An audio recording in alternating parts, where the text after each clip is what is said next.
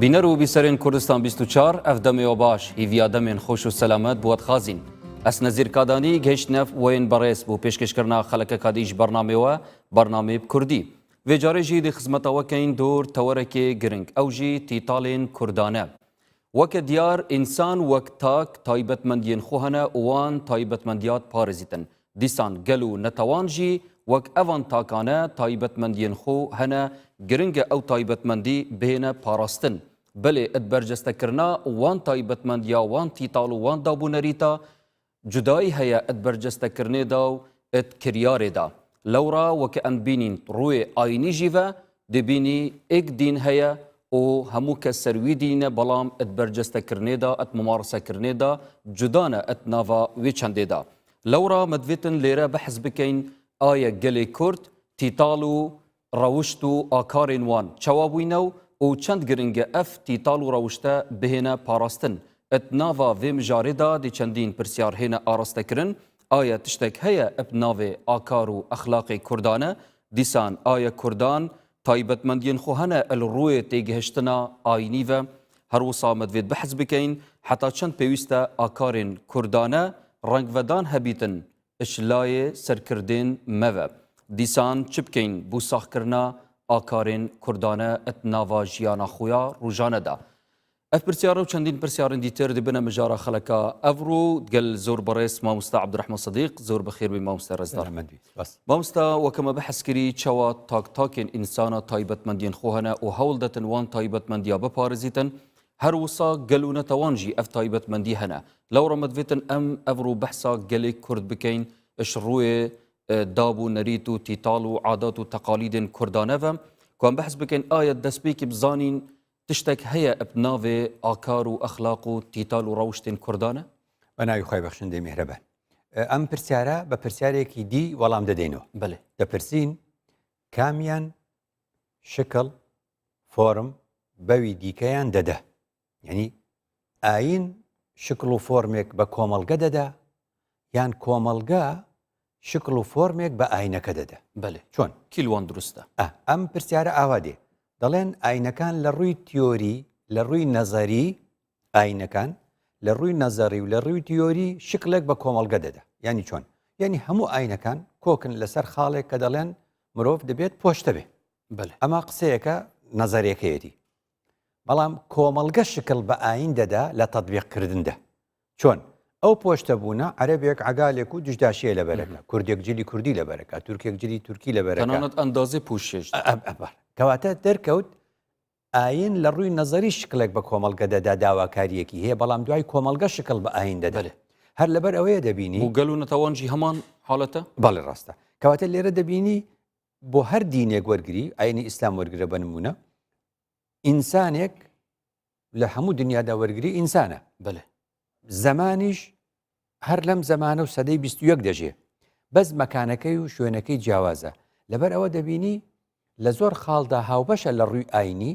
بەس ئاکارێکی تایبەت بە خۆیان یان هەیە نمونە ئەوەیە کە تۆ ئێستا سێ وڵات وەرگرە ئەڵێ ئێران ئەڵێ سعودیە ئەڵێ تورکیا دەڵێ بەیەکێک دەڵێ ئەو سێ وڵاتە دیوە دەڵێ بەڵێ دەڵێ چۆنە دەڵێ وەڵڵی خەڵکی ئێران ئاوان ئەوە تایبەتمەندی و ئاکاری ئێرانیانەیە دەڵێ وەڵی سعودیەم بینی ئاوها بوو خەڵکەکەی ئاوهەیە تەنانەت لەناو سعودیەش دەڵێ کاکە خەڵکی مەکە زۆر تەعاملیان ناخۆشە خەڵکی مەدینە زۆر باشترن یعنی ئەبینی مەکە و مەدینە لە نێو سعودیەدا دوو شوێنی جیاوازن هەڵسوکەوتی خەڵکەکەشی جیاوازە تا لە سەدەمی پێغەمبەری شەوا بە درودی خوای لەسەر خەڵکی مەکە وشک بوون خەڵکی مەدینە زراعی بوونە و دڵنەرم و دڵتەڕ و ناسک بوونە و تایبەتمەندی خۆیانیان هەبووە ئەڵێ چوومە تورکیا ئەوە تایبەتمەندێکێتی کەواتە ئەمە چی دەرخست دەریخست لە یەک کاتە ئەمە ئینسانین لە یەک کاتدا موسڵمانیشین لە یەک کاتە ڕەنگە زۆر بەشمان سونی بین بەڵام ئاکارەکانمان جیاوازە تەنانەت لە نێو نەتەوەی کوردیشە خۆشی عەشیرەتێک لەگەڵ عەشیرەتێکی دی جا دەکرێتەوە بەچی دەڵێن ئەو عەشیرەتە لە کاتی تنگانەدا ئاوا کۆ دەبنەوە پارە بۆ یەکتر کۆ دەکەنەوە ئەو عەشیرەتە لە کاتی شەڕدا ئاوایە یعنی ئەمە هەمووی تایبەتمەندیە کەواتە کاری ئێمە چییە خوددا سوبحانه وتعالى کە فەرمی وجعلناكم شعوبا وقبائل لتعارفوا ئێمە بینەوە سەر ئەوەی کە ئێمە وەکو کورد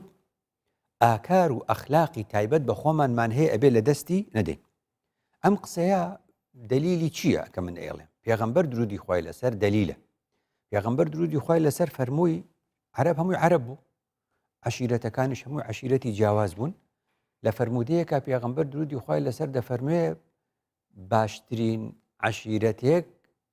لە لای من لە صیفەتێکدا ئەشعەریەکانە. دەڵێن یا ڕەسوڵ الله بۆ؟ دەڵێ ئەنە منهم وهم منی، من وا خۆم حساب دەکەم من لەوانم ئەوان لە منن. دەڵێن ئەوان چ دەکەن؟ چه تایبەتمەندیان هەبوو؟ تایبەتمەندی دەڵێ کاتێکە برسێتی و قات و قڕی و وشکە ساڵی دێ بە سەریاندا، هەندێک پارەی هەیە و هەندێک نیەتی، چ دەکەن؟ دەڵێن هەمووتان شوێنێکی گەورە دروست دەکەن، دەڵێن هەمووتان ئەوەی زۆری هەیە و ئەوەی سەتی هەیە و ئەوەی سفر، وەرن هەموو لە یەک شوێن کۆ بکەنەوە، هەمووی کۆ دەکەنەوە. ئەو جا بە پێی پێویستیەکان و ژمارەی ماڵەکان دابەشێکەنەوە بە عەدالەت جارێکی دیکە. خۆ ئەمە هەموو عەرەب نەی بۆ ئەم صیفەتە، کەواتەمە دەلیلە لەسەر ئەم. اینجا بێنەوە سەر خۆمان. ئەگەر سەدان ساڵ بچینە دواوە، بچینە لای ڕۆژهەڵات ناسەکان، بچینە لای ڕیچ، نیکێتین، سوان، مینۆڕسکی، ئەمانە دەڵێن کورد کە گەڕاون بەم ناوچەیە، تورک و فارس و عەرەب و کوردیان دیوە. دەڵێن تایبەتمەندیەکانی کورد هەر چوارنەتەوەکە موسڵمانن، بەس تایبەتمەندی کورد چەند شتێکە. یەکەم حەزکردن بە ئازادی، حەزکردن بە ئازادی و حەزکردن بە سەربەستی تایبەتمەندیەکی کووردە کە زۆر جیاوازە لە گەلانی دیکە. تەنانەت مینۆڕسکی دەڵێ کورد ئەگەر ناوێکی لێ بنی ئەبێ ناوی بنین شۆڕە سواری ڕۆژهەڵات بە عەرەبی فورسان شەرق. دەڵێ ئەمانە تایبەتمەندی ئەوەیان هەیە بۆ نمونە لە هەر چوارنەتەوەکەیە کە ئێمە لە هەفتەی تونند و توێژیشمان بەڕێ کردش بە ئافرەتەن، دەڵێ ئافرەتی کورد سەربەستی لە هەموو ئافرەتەکانی دیکە زیاترە. دەڵێ ئافرەتی کورد جێی پیاوی خۆی دەگرێتەوە کاتێکە لە ماڵ نییە. دەڵێ چەندین ماڵ کە چوومە و دانیشتومە و پێشوازیان لێ کردومە و پیاویش لە ماڵ نەبووە، ئافرەت خۆی بە خاوەن ماڵ زانیوە. دەڵێ چەند جا شەڕ ڕوویدا و ئافرەتی کوردم بینیوە چەکی هەڵگرتووە، لەگەڵ پیاوەکەی خۆیدا جەنگاوە بۆ یارمەتیدانی نەتەوەکەی خۆی و یارمەتیدانی گەلەکەی خۆی. جەمەبەستم چی بوو؟ دەڵێ لە نێو نەتەوەکانی دیکەدا ئافرەت و پیاو لێک جوودان یەک نابینن زۆر، بەس لە هاریکاری و لە کارکردندا ئافرەتی کورد و پیاوی کورد تێکەڵن، لەگەڵ ئەو تێکەڵبوونەشە مؤەدەبن، لەگەڵ ئەو تێکەڵبوونەشە بە ئەدەب و بە ئەخلاقن.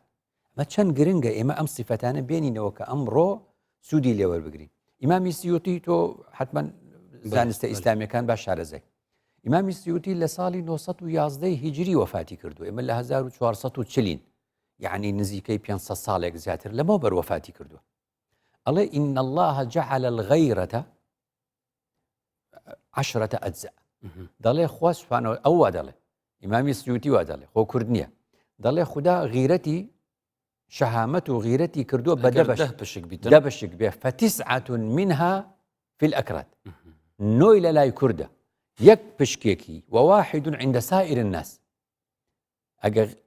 ئەو دەڵێ خوددا غیرەت و شەهامەتی کردووە بە 10 بەشەوە، نۆی لە لای کوردە، یەکێکی لە دای ئەو دوای دنیا. ئەمە خۆ واقعەکەش وا دەڵێ ئێستاکە. زانێ ئێمە وێڕای هەموو کەم و کورتەکانی خۆمان، وێڕای هەموو پێداویستیەکانی خۆمان چۆن بە دەمی خەڵکەوە دەچین. یعنی تۆ گەر ئەم قسەی ڕەبت کەمەوە بە نمونەیەکی 2 هەفتە لەمەوە پێش، ئەم لە هیان و لافا و ئەم هەموو بارانە زۆرە کە دەبارێ، قامی شەرگات دەبێت بە عێراق بڵێ کاکە فریام کەوە، سەر بە عێراق. قامی مووسڵ دەبێت بە عێراق بڵێ فریام کەوە. هەردووشیان بانگەوازەکەن بۆ سەرۆک بارزانی، دەڵێن داوا لە سەرۆک بارزانی دەکەین بە تەنگمانەوە بێ بە فریامان کەوێ. ڕێکخراوی خێرخوازی بارزانی دەچیە بەدەم مووسڵ و بەدەم شەرگاتەوە. ئەی بەغدا لەکوێ؟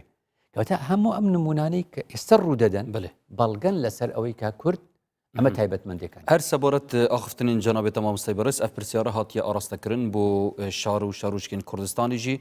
پەیامنێرên me çûnet nav şarûçikên Kurdistanê û şarên Kurdistanê pirsiyar rast kiriye em wek gelê Kurd çend pabendîn eb van dabûnerîtên Kurdan e bifermin.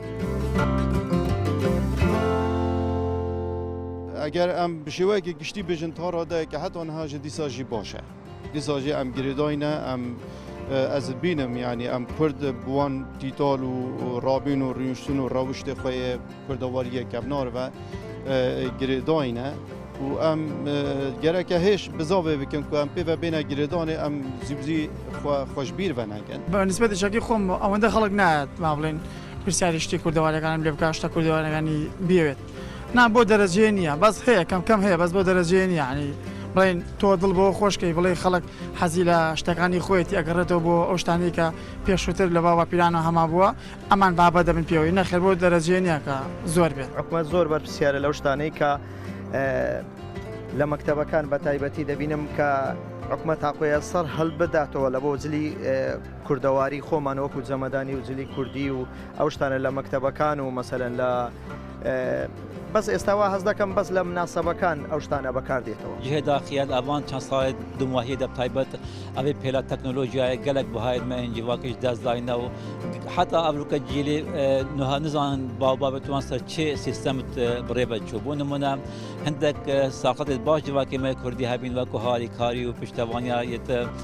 خودان پێتیوی یان دیساوە بژین ڕاستگویی ئەف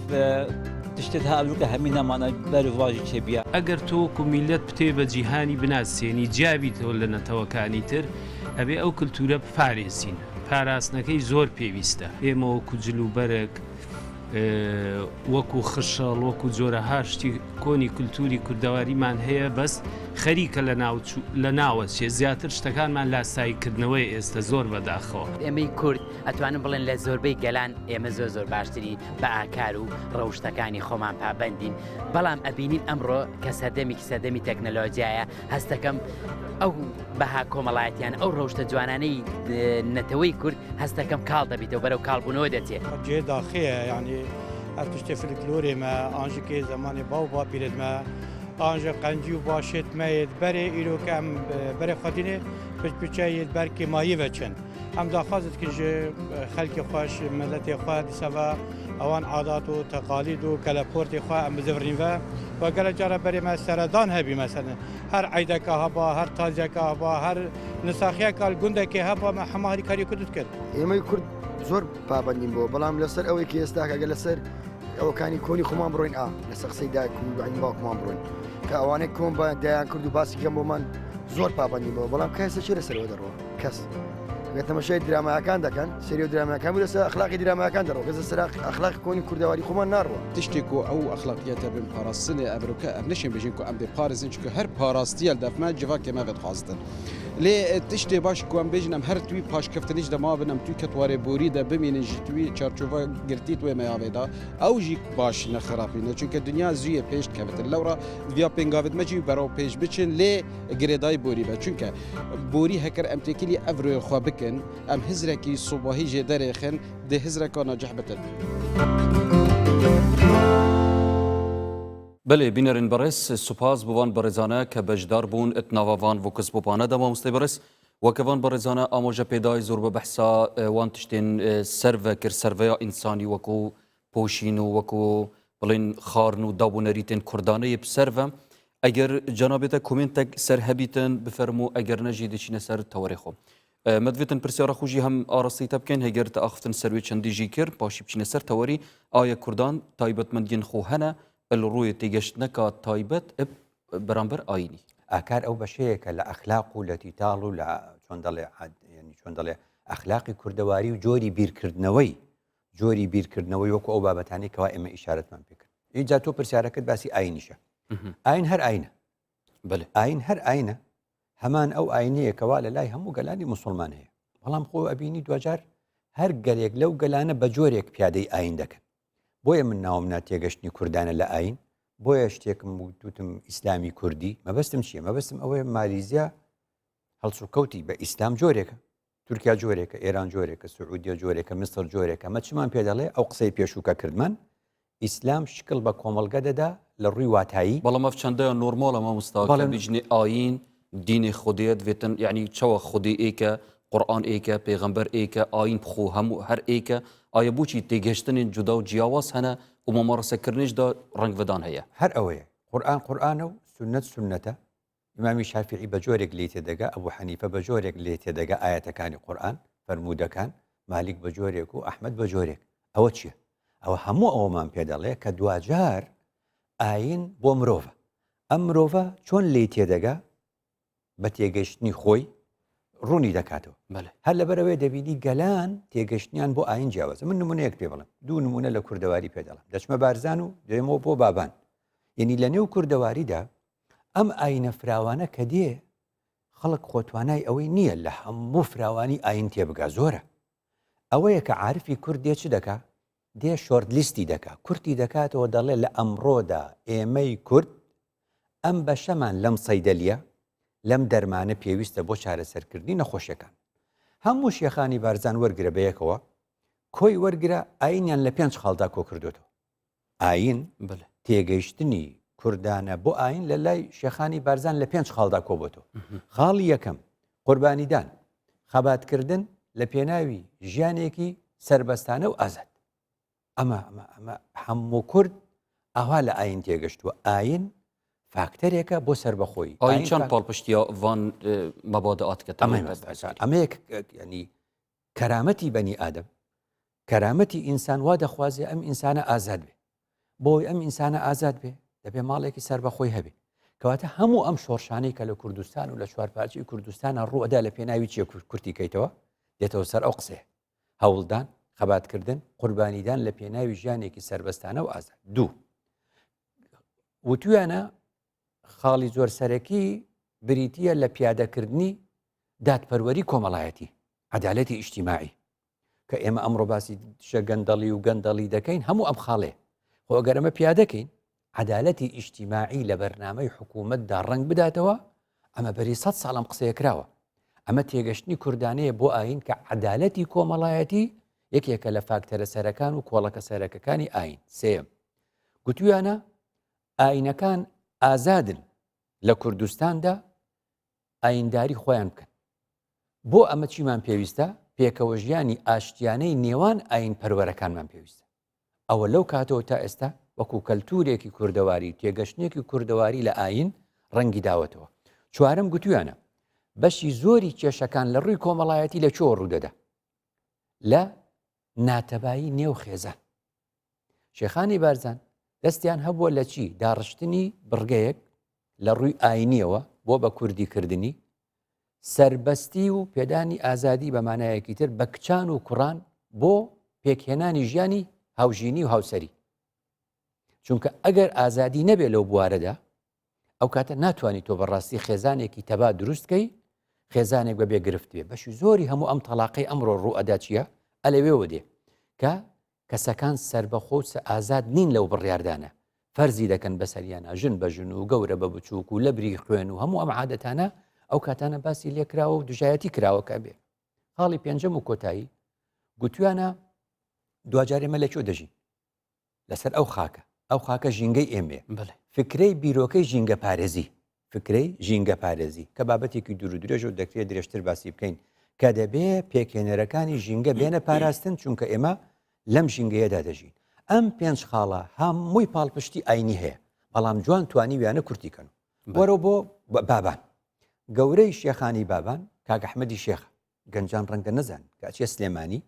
مزگەوتێکەیە پێ دەڵێن مزگەوتی گەورە کاک ئەحمەدی شێخ و شێخ معرفی نۆدەیی باوکی ئەمان لێ بوون کەواتە کاک ئەحمەدی شێخ کە لە 1887 وەفاتی کردووە مەکتوباتی هەبووە دەڵێ خۆم ئاینە فراوانە ئێمە چۆن ئەم میلەتە تێبگەینین هاتووە مەکتوباتی نووسیوە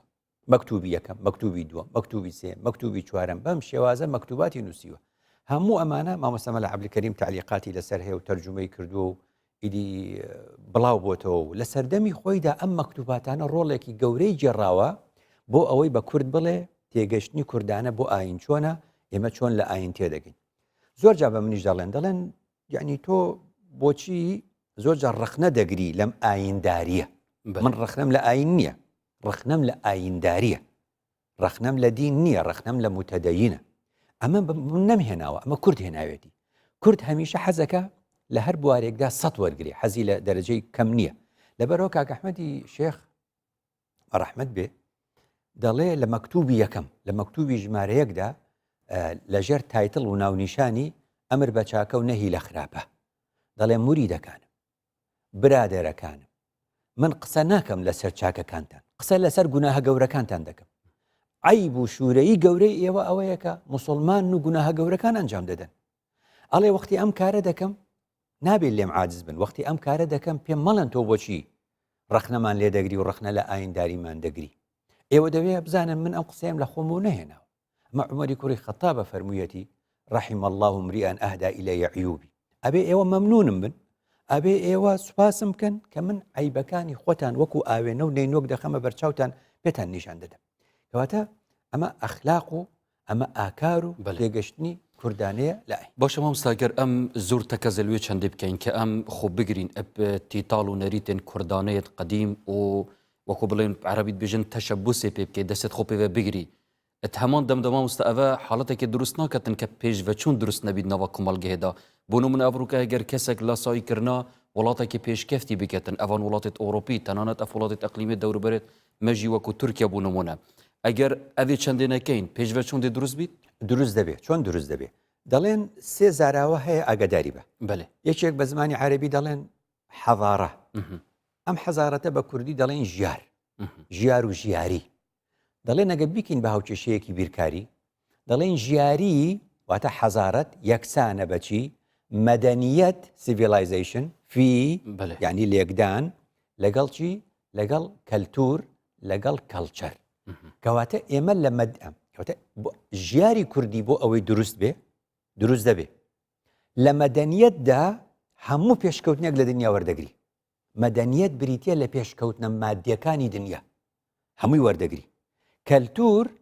کەلتورە تایبەتمەندەکەی خۆتە بۆیە تۆ ئێستاکە دەبینی وڵاتێکی وەکو چین پێش دەکەوێ بەس دەڵێ ئێمە کەلتوری کۆنفۆشیۆسی خۆمانمان دەوێ لە ڕووی کەلتور بەڵام لە ڕووی تەکنەلۆجیا و لە ڕووی کرانەوە بە ڕووی دنیا هەموو شتێکی دنیامان دەوێ کەواتە ئەمە پێمان دەڵێ نابێتە ڕێگر کەواتە لە سایکردن بۆرێ مادیاتاندا هیچ کەمیەک نییە بەڵام شتێکی باشە و پێتەویە ئەزمونێکی بەشەریە چونکە ئەو پێشکەوتنەی ئەمڕۆ لە ئەوروپا هەیە پێشی 100 ساڵ لە شوێنێکی دیکە بووە مرۆڤەکان لە یەکدی وەردەگرن ئەوەی کە دێتە گۆڕین هەموو ئەم پێشکەوتنە مادیەیە بەڵام کەلتوری جوانی گەلان کە پێی دەناسرینەوە ئاخر لی تەعارەف و مانای چییە ئەگەر ئێمە هەمومان لە یەک بچین لە کەلتوردا هەمومان لە ئاکار و ئەخلاق لە یەک بچین ئەی تەعارف چ مانایمە مانای نەما کەواتە مەبەستمەوە بوو تێگەشتنی کوردانە لە ئاین ئیسلامی کوردی هەیە بەس ناوی لێنەنراوە دەستێتت خۆش مامۆستای بەڕێز بینەرین بەڕێز پشتی ناوبڕەکە کورت و دەینە خزمەتەوەیان ڕێزدار فەرموو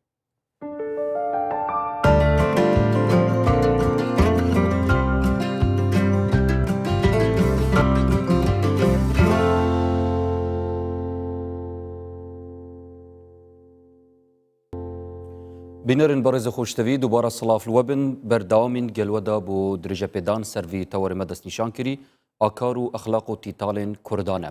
مامۆستا بەڕێز پێشی ناوبڕێمە بەحساوی چەندێک کرد کە کوردان تشتێک هەیە ئەب ناوێت تیتاڵ و ڕەوشت و هەروسەوا بەحسی تایبەتمەندیên کوردی کرد سەبارەت ئاینی و تێگەشتنە ئاینی نەهامەت وێت مامۆستا بزانین ئەف ڕەوشت و تیتاڵێن کوردانە چەند گرنگە ڕەنگڤەدان هەبیتن ناوە دەست هەڵاتێدا و سەر کەسانین بەرپرس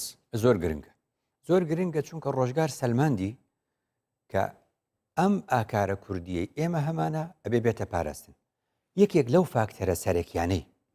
کە کورد وەکو بڵێ ساڵانێکی درەنگ کەوتە ناو کاروباری سیاسی و بەهۆی چۆن دەڵێ زەوتکردنی مافەکانی و خەباتی سیاسی دەست پێ کرد سیاسەتیش زانستێکە لە زانستەکان بێگومان ئێمە لە ڕۆژئاواوە وەری دەگرین یان کتێبەکانمان لە بواری زانستە سیاسی و ڕامیارەکاندا کە لە کۆلێژ دەخوێنرێ خۆ سەرچاوەکانی ئەوی جارێکی دیکە بیانیە کەواتە لێرەدا دەبێت ئاگدار بین دەسەڵاتداری کورد و بەرپرسی کورد بۆ ئەوەی ئاکاری کوردانە بپارێزێ لە کاتی پیادەکردنی سیاستدا دەبێت سیاست بە کوردانە پیادە بکە چاو مامۆستا چۆن بەدیع زەمان سەعیدی کوردی بەڕەحمەت بێ بزانە کاک ئەحمەدی شێخ بەڕەحمەت بێ لە 1887 وفاتی کردووە مەکتوباتی هەیە بەدیع زەمان سەعیدی کوردی لە 1962 وفاتی کردووە ئەویش پەیامەکانی نووری هەیە لە نێو پەیامەکانە ئەویش مەکتوباتی هەیە لە مەکتوباتی بەدیع زەمان سەعیدی کوردیدا دەڵێ بۆیە من سیاستم لەبەر چاو کەوت چونکە سیاست زانستێک نەبوو بۆ ئەوەی کۆمان کاتەوە بوو بە مایەی لێکترازانمان یعنی بیر و بۆچوونی سیاسی نێوان کوردان کە لە یەکتر جودا بووە ئەخلاق و ئاکار و تیتاڵی کوردەواریان لەبیر چۆتەوە قسەیان بەیە گوتووە جۆنیان بەیەکداوە ئەو ئەمڕۆ خراپتر ئێمە تێکەوتوین ئەگە بە دیعزەمان بە ڕەحمەت بێ بمایە بۆ ئەمڕۆ دەیبینی کە ئەمڕۆ ئێمە لە نێو ئەم هەموو جەنجاڵی و ناخۆشی ئەم دەوروبەرەی کە ئێمە هەمانە سیاست چۆن ئەوێ ماڵی کوردوێران کا بەو تێگەشت نەخراپە بەو تێگەشت نەخراپ جا لەبەرەوە لە مەکتوباتدا ئەڵێم بۆچی من گوتم پەنا بە خوددا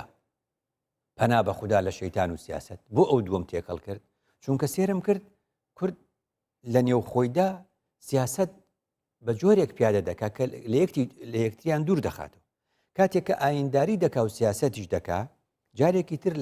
لە مەعات لە درەوشانەوەکاندا ئەوە پەیامەکانێتی دەڵێ سیاست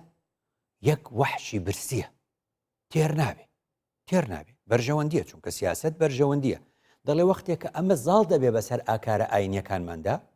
ئیدی تۆ لەبیرت دەچێتەوە ئاکاری ئاینی تۆ کامەیە ئاکاری نەتەوەیی و تیتاڵ و ئەخلاقی کوردەواریت کامەیە ئەبێ ئاگال لێبێ کاتێککە بدەسەڵاتداری کاتێککە بەرپرسی سیاست چۆن دەڵێ پیادە دەکەی نمونە دێنێتەوە دەڵێ تەماشام کرد ڕۆژێکیان یەکێک دانیشتووە لە مەجلیسێکدا مامۆستا بەدیعزەمان سەعیدی کوردی دەڵێت یەکێک لە مەجلیسێکە دانیشتووە دەستی کردووە بە زەمی یەکێک کە زۆر باشە لەو لاشەوە قسە ئەکا و مەدحی یەکێکی دی دەکا کە بە نەزەری من زۆر خراپ ئەی باشە ئەوەی کە مەدحی دەکات چییە دەڵێ ئەوەی مەدحی دەکا ئینسانێکی زۆر بەڕەوشت و بە ئەخلاق ئەوەی کە زەمی دەکا ئەو کەسەی کە ئەم زەمی دەکا کەسێکی بەڕەوشت و بە ئەخلاق بەس بۆ چوونە سیاسەکانیان چونکە یەک ناگرێتەوە لەبەر جیاوازی بۆ چوونە سیاسەکە ئەو کەسە بە ئەخلاقی داوەتە بەر جوێن و قسەی خراپ ئەوان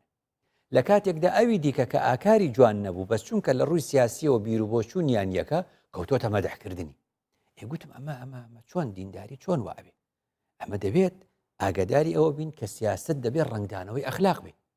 ئەگەر بڵین ئاین ئەخلاقە دەبێت سیاستیش ئەخلاق بێ جا لەبەرەوە شین دەستی کوردانە چەوە vê mijarê da ئەنجامە بەستم ئەلێرەیە کە قسەی مامۆستا بەدیعزەمان دەخوێنیت و ئەمەی لێ فێر دەبی نمونەیەکی ترت پێ بڵم ئێستا من و تۆ کوردی بەڵێ من هەمیشە گوتومە بڕوا بەدڵی کورد بکە ئەخر ئەگەر تۆ کوردی کاتی سیاست دەکەی ئاین دەکەی هەر شتێک کارێک پیادە دەکەی بۆیە دەڵێم کوردۆلۆژی گرنگە بۆیە دەڵێم کورد ناسی گرنگە کورد نەناسی لێت تێک دەچێت چۆن یعنی من هەمیشە دەڵێم کورد دڵی لە زمانی باشترە کورد ئەوەی لە دڵێتی باشترە لەوەی کە بە زمانی دێڵێ کوردێک جوێن بە تۆ دەدا هەمووجا بە من دەڵێن ڕەنگە بڵێم پێشی ئەم بەرنامێش بە ڕۆژێک هەر پێیان گوتم وەڵێن مامۆستا ئەرێ ئێستاش خەڵک سی چرکە لە بەرنامەکانتە باو کورد تێکاتەوە و جوێنت پێدەن بۆ قسە ناکەی ئەڵێم ئەوانە ساڵێک دوو سێی تر پەشیمان دەبنەوە دەزانن کە ئەوە سی چرکە بووە سی دەقە نەبووە دوای دەیبینن بۆچی من وا تێگەم چونکە لە کوردۆلۆژیە وا تێگەشتم کورد دڵی باشترە لە زمانی نمونەیەک پێ بڵێم لە سەردەمی میرانی بۆتاندا کەسێکی خراپ چوو بوو قسەیەکی خراپی گوتو بوو بە ئەحمەدی خانی بە ڕەحمەت بێ ئەو قسەیە گەشت بۆ میری بۆتان بەڵێ قسەکەش ڕاست نییە کاتێک ئەحمەدی خانی دەچێتە سەردانی میری بۆتان لە ژوورەکەیدا پشتی تێکردووە ڕووی لە دیوارەکە کردووە و پشتی کردووەتە ئەحمەدی خانی کە ئەم سەلامی لێ دەکا میری بۆتان دەڵێ بچۆ دەرێ من نامەوێت دوژمنی خۆم ببینم نامەوێت چاوم بە دوژمنی خۆم بکەوێت ئەوش دەڵێ قوربان تۆ بەدەم دەڵێ من دوژمنی تۆم بەس من دڵنیام لە دڵەوە بە من ناڵێ دوژمن ئەڵێ چۆن دەزانی دەڵێ ئینسان ئەگەر دوژمنی هەبێ چۆن ئەوێرێ پشتی خۆی بکاتە دوژمنەکەی و بە مرتاحی ڕووی لە من نەبێ و پشتت لە من کردووە ئاخر دوژمن دەتکوژێ لە پشتەوە ئەوش دەڵێ وەڵڵاهی ڕاست دەکەی هەر لێت عاجز بوومە ئەجینە قسەکەم لە داخاوا دەڵێم لە خەلە کەواتە ئێمە ئەگەر ئاکاری کوردانە پیادە بکەین ئەم هەموو کۆمێنت و قسە و باس و جوێنەی کە دەگوترێ هەبێ بڕای پێ نەکەی لە لەحزەی تووڕەی یامە ئاکاری ئێمێ لە کاتی تووڕەبووندا لە چۆن قسە و باسە نەدەکەین جا بۆیە گوتومە هەمیشە کاری سیاسی بۆ ئەوەی ئەخلاقی تێدا ڕنگ باتەوە سیاست لە چۆ پیادە ئەکرێ سیاست بریتە لە یاری تۆپی پێ لە یاریگایەک و لیستگایەکە خۆ پیادە دەکرێت دەڵێم وەختێک کە تۆ ململانەی سیاسی دەکەی فاوڵی سیاسی مەقبولە فاوڵی سیاسی هەیە فاوڵی سیاسی قەی ناکە لە یەک دەکەون بە یەک دەکەون بەڵێ بەس بۆچی یاریگاکە تێک دەدەی تۆ لەم ڕۆژانە بینیت مەسەلەن یاریگای زاخۆ بڵێ ئێ باشە یاریە دەدۆڕێ یادەی بیتەوە هەڵوێستێک دەنوێنی هاواردەکەی بکە بەس بۆچی 1000-2000 کورسی دەشکێنی وەک لەوێدا نابێ یاریگاکە تێکدەی چونکە یاریگاکە شوێنی ململانەکەیە ئێمە کە سیاست ئەنجام دەدەین هەمومان لە کەشتیەکی لە نێو کەشتیەکەدا با ململانێ بکەین بەس نابێ کەشتیەوانەکە مەژغوڵکەی نازانێت دوای بۆ چۆ دەڕۆ با بینە سەر ئەرز با بگەینە سەر وشکانی دەتوانین قسە باسەکانی خۆمان بکەین لە نێو یاریگادا فاوڵی سیاسیش دەبێ بەڵام یاریگا نابێت یەکدەین کوردستان نابێت یەکدەین زەمینەی خۆمان نابێت یەکدەین وڵاتی خۆمان نابێت یەکدەین منە هەموو لە گشتیدا پێمان دەڵێ کە ئێمە ئەگەر بە ئەخلاق مامەڵی سیاست بکەین ئیشمان باشە بێت خەڵی کۆتاییم لەم قسەی ئەوەیەکە نابێت بە پێوەرەکانی ئێستا دادگای ڕابردوو بکەین هەر یەکێک هەڵەسێ لەم ناوچەی ئێمە هەر یەکێک هەڵەسێ گەلانی تورک و فارس و عەرەب باسی سمبوڵەکانی خۆیان دەکەن باسی کەسایەتی ناودارەکانی خۆیان دەکەن ئێمە ئەوەندەمان کەسایەتی ناودار هەیە لە ڕووی ئاینی لە ڕووی سیاسی چوچی لە هەموو چوار پارچەی کوردستاندا ئێمە دەگەڕین دەڵێن کتێبێک ئەمڕۆ دەنووسین بە پێوەرەکانی ئێستا دادگایی کەسایەتەکانمان دەکەین لە ڕابردوودا کە ئەوە قەدرێکی گەورەیە لێیان دەکەین ئەوەندە گوتمان سەلاحەدین بۆ دەوڵەتی کوردی دروست نەکرد بابە لە سەردەمی سەلاحەدینی ئەیوبی دەوڵەتی کوردی نەبوو سەردەمی ئەو سەردەمی خەلافەتی عەباسی بوو ئەوەندەی پێکرا لە میسرەوە تاکو یەمەن و تاکو کوردستان و هەمووشان بە ناوی دەوڵەتێکی ئەیوبی دروستکە ئەوە پێوەری ئەو زەمانەیە پێوەری ئێستاکە 100 ساڵی دی بێمە دەڵێن کوردستانی سەر بە خۆتان بۆ دروست نەکەن دەڵێن ڕیفراندۆمان کرد دەوڵەتانی دنیا بە موسڵمان و ناموسڵمان لە دژمان وەستا ئێمە هەوڵی خۆماندا بەس کەس لەگەڵمان نەبوو کەواتە ئەوەندە ئەم قسانە کرا ئێستا لە تورکیا خەڵک پەیدا بووە قسە بە سەلاحەدین دەڵێن تورک ئێستا کابرایەکی بەرهەمێنەری فیلمی سینەمایی لە سووریا پەیدا بووە قسە بە سەلاحەدین دەڕە ئێستا کابرایەک لە میسر پەیدا بووە قسە وا دەڵێ کە مەلای گەورەی کۆیە بە ڕەحمەت بێگوتی هەر کەس قەدری لای خزمان نەمێنێ ئیدی قەدری لای خەڵکی دیکە چۆن دەمێنێ ئێمە خۆمان دەشکێنینەوە لەبەر ئەوەی بۆچوونەکانمان لێک جیاوازە چاک دەزانین تۆ ئینسانێکی بەڕەوشتی من ئینسانێکی بەڕەوشتم هەر لەبەر ئەوەی لە دوو بۆچوونی سیاسی جیاوازین ماڵی یەکتر وێرانەکەین ئەمە ئاکارنی بڵێ دەستێتت خوشمام سێبرس ئەف ئاکار و ئەخلاقین کوردانە هاتیە بووە پرسیار بوو وان بەڕێزانە ئەوێت ڤۆکسپۆبادا بەشدار بووین کە چاوە زیندی بکەین ئەتناوە خۆدا خۆی لە ڕاستیە ئەوەی کە بکرێت ئەوەیە دووبارە ئەوگو چۆن بڵێ پێداچوونەوە نازانم نۆژانکردنەوەی چی ناوێکی لێنەی ئەو شتانەی کە خۆمان هەیە پەرەی پێ بدریا ئیتر لە حەز شتێکە با بڵێن ئێستا بەنسبەت بابەتەکەی منەوە ئەو چەرەسەیە ئێستا بۆ منە گوێسەیە مێوژەیە ئەمانە وەکو پێویست خەڵکی فەلاحەکان ناتوانن بەرهەمی بێنن بۆ لەبەروی ئیسفادەی لێ ناکە مەفروزە حکوومەت لانی پەیوەندیدار هەڵسێ بەوەی کە پەرە بەم شتانە بدا خەڵک دووبارە بگەڕێتەوە سەر ئەو شتە ڕەسەنایەتەکان بێگومان گوهاری ناوچێت بتن گوهاری ناوچێت بتن سەر ئاستێکی شێوەیەکی گشتی بە تایبەتیژی چرخ سیکولاریزمیە ما بوید و نوید خوردن ما پەیوەندیت وان جواگە دیڕا چێت بن هاتون و چۆن چێت بن خەڵکێکی دیت بینن ئەف کاردێکردنەکە وەسە سەر ناخی ئینسانێ کورج تێدەگرن ئەرکێکمان لەسەر شانە بۆی ئێمە بتوانین ئەو ئاکار و ڕەوشت و کۆمەڵایەتیانەی کە لەسەرمانە ڕایگرین من لە لای خۆم و بتوانم لەناو کۆمەلگای خۆم لەناو ماڵ مناڵی خۆمە ئەو کە ئاکارە جوانەی کوردەواری بپارێزم حکومت پێویستە یعنی حکومت بۆ کۆمەڵی شتێنێتە ناو کوردستانەوە هیچ ڕەبتی بە کۆمەلگای کوردیەوە نییە ئەوە ئاکا کۆمەلگای کوردی بەرەو ئەو شتانە بڕواکە بەڕاستی لەگەڵ ئاکار و ڕۆشتە جوانەکانی ئێمەدا ناتێت پێویستە شوێنێک هەبێ بەسەر ئێستا کۆمەڵی خانوو لە سلەیمانیا نۆژەن کراوەتەوە بە شێوازی خۆی ئەوە شتێکی باشە هەنێ ئێستا جارێکتە گەڕاینەتەوە بە خواردنە کوردەوارەکان جارانەوە ڕیستۆرانی فلان ئەوەی هەیە ئێستا گەڕاونەتەوە بە خواردنە کوردەواری کولتوری کۆنەکان زۆر سەردانی ژەکرێ و کڕیاریشیان زۆر باشترە لەوانی تر گیانێ هەفگرتنێ و لێبۆرینێ و پشتەوانیا ئێکدو یەکش ساخلاتێت پیرۆزی جیواکیات ویا ئەف ساقەتی هەبمینێت ئەبروکە هێدی ئەمەکو جیواکی کوردی بچەندش دەست دێت یەکەم شت تەلەڤیزۆنەکان ئەو درامانە لێ نەدەن دووەمی شت لەسەر قسەی دایک و باوکمان بڕۆین کۆنچیان دەکرد چیان نەدەکرد لەسەر قسانە بڕۆین دەتوانین لەسەر ئەخلاق ڕفتاری خۆمان بڕۆین کوردایەتی خۆمان چۆن بەرئاوە بەڵام مع الأسف ئێستا هەر کەسێک لێ دەپرسی ئەخلاق و ئەفتاری یان ڕفتاری کوردایەتی خۆمان چۆن بوو دەڵێ نازانم یانو کە هەرێکێ باکرد بژین بەر جەوەندیات تاکە یا خۆبخۆیە بەس یا بەرێ یا کۆمەلگەی بی یان یا عام بی ئەم هەمی پێک vegirîdayî بین وەک عیلەکێ گوتی کەسی نزانێ vê biyaniye tê de wextê hatibû wextê hat bas hekir baş da bişt ev gund de subhanallah hemî mirovê êkin me wasa harîkariya Kurdî dikir û me xizmet boy Kurdî dikir.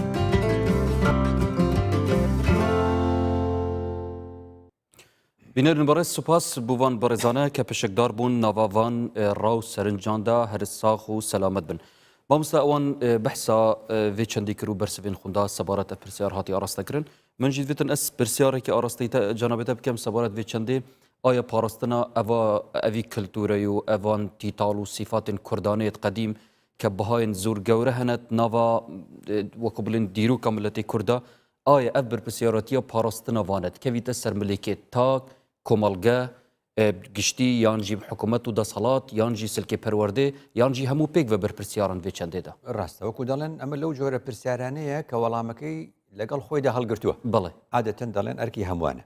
بەڵام لە ناو ئەرکی هەمووانە بۆ ئەوەی کە هەندێک دائنیشێ و هەندێک نایکا و هەندێک ئیش دەکا دەبێت ئەرکەکان دابەش بکرێت بەڵێ بێت دابەش بکرێت و هەر کەسە بە ئەرکی خۆی هەستێ ئەگەر چی ئەوانی دیکەش بە ئەرکی خۆیان هەڵنەسن کەواتە ئەم ئاکاری کوردەوارێ بەچی دەپارێزرێ دەڵێن هەر وەکو چین سین وەکو گوتم پێشکەوت و وەکو یەکێتی سۆڤێتیشی بەسەر نەهات و هەڵنەوە شایەوە بۆ گوتیان ئێمە ئاکاری چینی خۆمان بەڵێ دەپارێزین و پێشکەوتنەکانی دنیاش وەردەگری گوتیان ئێمە دەچینەوە سەر فەلسەفەکان و بۆچوونەکانی کۆنفۆشیۆسی خۆمان جا لە قسەکانی کۆنفۆشیۆس دەڵێ بۆ پاراستنی ئاکار و بۆ تێپەڕاندنی گرفتەکان ڕێگە چارە چییە؟ دەڵێ وشەکان بەمانای ڕاستەقینەی خۆیان بەکار بهێنرێن بە پێشووتر باسی ئەخلاقمان کرد ئەخلاقمان بە شێوازە فراوانەکەی باس کرد یعنی نەک هەر خەڵک وا بزانێ ئەخلاق تەنها بریتە لە هەندێک بابەتی ورد و وەکوڵێ یا هەندێک بابەت بە هەندێک گوناهی تایبەتەوە ئەخلاق مەسەلەیەکی یەکجار فراوانە 24 ساعت 24 ساعت هەڵس و کەوت چ دەڵێن و چ دەکەین هەمووی بریتە لە ئەخلاق چ بکەین بۆ پاراستنی ئەمە بریتە خاڵی یەکەم بریتە لەوەی کە ئاگداری وشەکان بین کە دەڵێن دین لە مێشکی هەمومانە هەرکەس بۆ خۆی تعریفێکی بۆ دین کردووە دین بە شێوازێک لە شێوازەکان مانایەکی هەیە و ئەو مانایەکی تری پێدەبەخشێ خۆی بە ئارەزووی خۆی ئەمە هەڵەیەکی گەورەیە کەواتە ئەبێت لەسەر ئەوە کۆک بین کە دین لە خودداوە لە ڕێ پێغەمبەرانەوە کە دێ بۆچی دێ بۆ چاکردنی ئینسانەکە جەوەڵی ئینسانێک پێی چاک نەبێ ئینسانێک چاک نەبێ ئینسانێک بە ئەخلاق نەبێ دینی وەرنەگرتو ئیترەوە خۆ قسەی من نییە لە هەموو فەرمودەکانی پێغەمبەرە بەسمان کرد کەوا ئەکمەل المؤمنینە ئیمانەن چێ بوو ئەحسەنوهم ئەخلاق کەواتە ئیمانی خەڵک بەچی پێورە بە ئەخلاق پێورە مامۆستا مەلا عەبدولکەریمی مدەڕیس بە ڕەحمەت بێ مامۆستا مەلا عەبدولکەریمی مدەڕیس بە ڕەحمەت بێ لە چوارینێکە لە ڕوباعیەیەکە لە چوارینێکە ئەڵێ چوار کەلیمە هەن زۆر زۆر مەغدورن لە معنای ئەسلی خۆیان زۆر دوورن دین و دیعایە و سیاسە و ئەخلاق خلافی ئەوەن ئێستا مەشهورن یعنی چی دەڵێ چوار کەلیمە هەبوو جاران معنایەکی دی هەبوو دین معنایەکی هەبوو دیعایە معنایەکی هەبوو ئەخلاق معنایەکی هەبوو لە هەمان کاتیشدا چۆن دەڵێ دین و دیعایە ئەخلاق ئەم مانە جوانەی کە هەیبوو ئێستاکە گۆڕاوە ئێستاکە بەچی گۆڕاوە ئێستاکە بەوە گۆڕاوە کە دین دیعایە سیاسە ئەخلاق ئەگە تۆ سیاست لە ئەوروپاوە وەرگری وەکو خۆی وەکو زانست شتێکی تێدایە پێ دەڵێن بە عەرەبی نەشرە الغەسیل یعنی چی بە کوردی یعنی پەڕۆپیسەکانی یەکدی دەخەنە سەر تەنە لە ئەخلاقی ئەوروپی ئەمە بە عیبە نازانرێ کەوا ئەچنە ناو ژیانی تایبەتی ئەوە کچی ئەو وابوو کوڕی ئەو وابوو نازانم چی ئەو وای کرد فڵان وای کرد ئەوە وای کرد ئەوە وای کرد و ئەیخەنە سەر تەنافو لە کوردەواری ئەخلاقی کوردەواری ئاکاری کوردەواری ئەمەی قبول نییە بەس مامۆستا ئامۆژەداوی چەندێک گوتی دین دوێتن بێتن ئینسانات دروست بکەت و چێ بکەتن ئەو کەسێ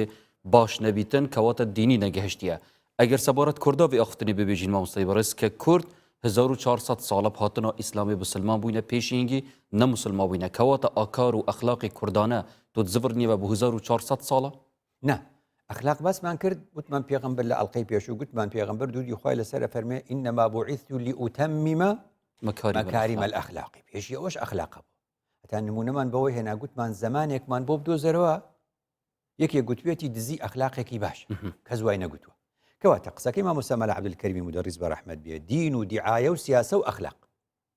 ئەخلاق بچوو کراوەتەوە لە شتێکە سیاسە بچوو کراوەتەوە لە هەندێک شتا و بە جۆرێک پیادە دەکرێت دیعایە بە جۆرێک دەکرێت کە ماڵی یەکتر وێرانەکەن و سومعی یەکتری پێدەشکێنن ئێدینیش بە جۆرێک کراوەتە وەسیلەیەک بۆ تۆندڕەوی دین کراوەتە وەسیلەیەک بۆ تەکفیرکردن بۆ تەبدیعکردن بۆ زەندەقەکردنی یەکتر ئەوە دین نییە کەواتەم شوێن مامۆستا مەشهور ئەم تکارین بێژین نها کورد قەرنی 21دا خونە ناسە خونە ناسیتن کە ئەو وەکتی تاڵ و دابوونەری چ تشتە زۆر گرنگە چونکە بەڕاستی کوردۆلۆجی بەشێکی ڕۆژەڵات ناسەکان کردویانە بۆ کوردناسی خۆمان نەمان کردووە ئەبێ ئێستا خۆمان لە دوای کوردۆلۆجی پۆست کوردۆلۆجیمان هەبێ خۆمان ئێستاکە بچینە ئەو بواری کە خۆمان بخوێنینەوە خۆمان بخوێنینەوە خاڵە خراپەکانمان باسکەین خاڵە باشەکانیشمان باسکەین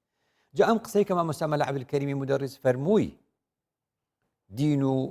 دیعایە و سیاسە و ئەخلاق ئێستا ماناکانی گۆڕاوە بڵێ کاکەوە سەفیری بەریتانیا باڵۆزی بەریتانیا لە بەغدا باڵۆزی بەریتانیا لە بەغدا لویندا لەگەڵ ئەگنسماکی قونسوڵی بەریتانیا لە هەولێر کاتی خۆی پێش ئەم قونسوڵە لێرە بوون ئەو گرفتەی کە لە پەرلەمان بەسەرمانە هات ئەو 2 ساڵێکەوە پەرلەمان تەعتیل بوو پێشی ئەوە لە مانجی یەکی حوتی 2015 بلیندا لویسی قۆنسوڵی سەفیری بەریتانیا لە بەغدا لەگەڵ ئەگنزماکی قۆنسوڵی بەریتانیا لە کوردستان هەردووکیان سەردانی کوردستانیان کرد ویستیان قسەیەکی خێر بکەن ئەو بارودۆخە تێک نەچێ چی بڵێن باش گوتیان داواکارین لە سیاسەتمەدار و پەرلەمانتار و سەرۆک فراکسیۆنەکان چارەسەری کوردانە بدۆزنەوە بۆ کێشەکان چارەسەری کوردانە بەریتانیای خاوەنی کۆنترین دیموکراسی تازە بە ئێمە چی دەڵێ سەرۆک فراکسیۆنەکە ئەگەر دەتانەوێت گرفتی خۆتان چارەسەرکەن ئاریشەکانتان چارەسەرکەن ڕێگە چارە و چارەسەری کوردانە بدۆزنەوە یعنی ڕێگە چارەکان ئەبێ گونجاو بێ لەگەڵ ئەخلاقی کوردی لەگەڵ ئاکار و تیتاڵی کوردی لەگەڵ باری دەرونی کوردی ئەزانی لەگەڵ باری دەرونی کوردی هەموو ئەمە لە ڕاستیدا پێمان دەڵێ ئێمە زۆر پێویستیمان بەچیە لەم بوارەدا یەک خۆلکمان مای مامۆستاگەر کوردکەوت بەیەک خولک پێویستیمان بەو شتەیەکە عارفان و زانای کورد پیادەی دەکرد پێی دەڵێن ئێستا فلتەری کوردی هەر شتێکمان وەرگرت دینداری سیاست ئەخلاق هەر شتێک ئەگەر وەریشمان گرت لە دەرێ بە فلتەری کوردەواری تێیپەڕێنین ڕەنگی کوردەواری بینێ ئەخلاق و تیتاڵ و ئاکاری کوردەواری بدەینێ دەبێ بە شتێکی خۆماڵی باشە مامۆستای بەڕێز زۆر سپاس بۆ جەنابێتە کە ئەف هەمی ئاخفتنە ئاراستەی بینەرن بەڕێزکردن ساخ و سەلامەت بێ ئینشاءالله بڤی ئاوایی دەهینە دوماهیاوێ خەڵکێ و زۆر سپاس بۆ بەشداریاوەت بینەریەدا و سپاس بۆوان بەڕێزاوێت فۆکس بۆ بادا بەشدار بووین و هەروسا سپاس بۆ وان هەفکارên بەڕێژی کە دیگەل مەتماندوو بوون هەر ساخ و سەلامەت بن تا خەڵکەکادی بمینم بخێر و شادی وەسەلام